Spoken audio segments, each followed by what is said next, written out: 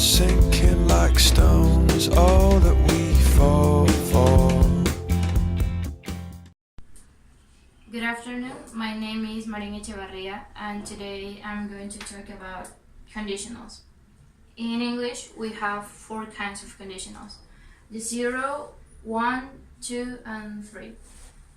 In this case, the 0 conditional, we use it to talk about things that are 100% true or scientific facts. The formula is present plus present, but we can also use the present continuous. In this case, we use the first the if clause. Of course, it always has to go with if, and then plus comma the other clause. Usually the sentences have a cause and an effect, and if we don't want to use the if word, we can use after, unless, or when. In this case, for example, if you don't breathe, you die. We always know that if we do not breathe, we will die. That it's obvious. So here is the if. If you don't breathe and you die. Die and don't are in the same time.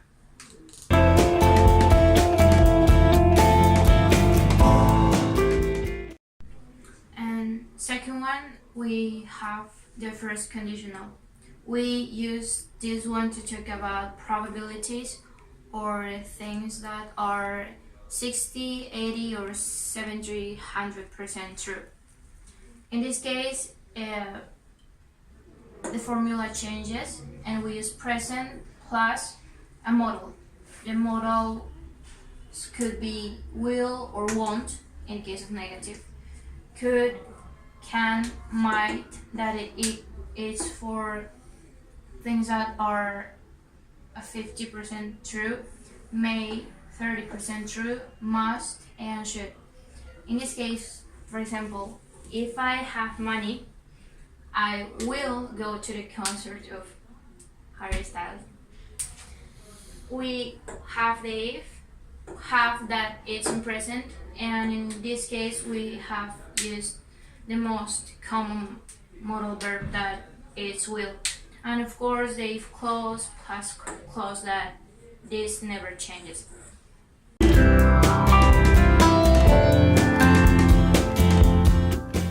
Now the second conditional. We use this one to talk about a reality, or it could also be dreams. The formula of this one is if plus past simple, comma, don't forget the comma, would, and a verb. In this case, for example, if you had a new dog, I will go out with you more often. In this case, we have the if. At the beginning, had, that is past simple, the past of have. A new dog, I will, or it could also be could. Both are correct. Go out. In this case, what it matters in the second conditional is the would or the could. The tense in the final is not that important. And in this case, if I were you, I wouldn't, that is the negative one, buy the useless thing.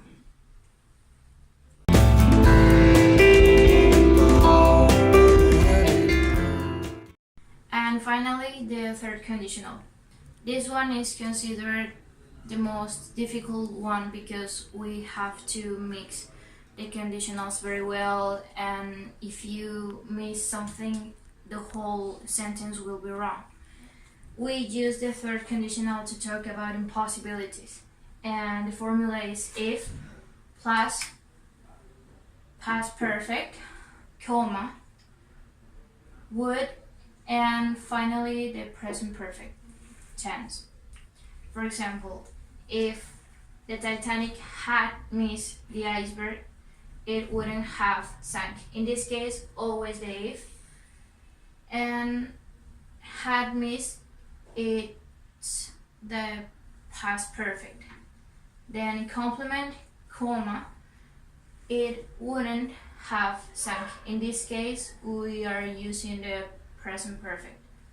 And in the second sentence is the same. If she hadn't past perfect forgotten her umbrella, comma, she wouldn't have got wet. In these sentences, the main clause can be also in the beginning, but when you put it in this part, you don't put a comma. It also happens with the second sentence. And this clause also goes with the zero first and second conditional. You can change places and nothing will happen. Thank you.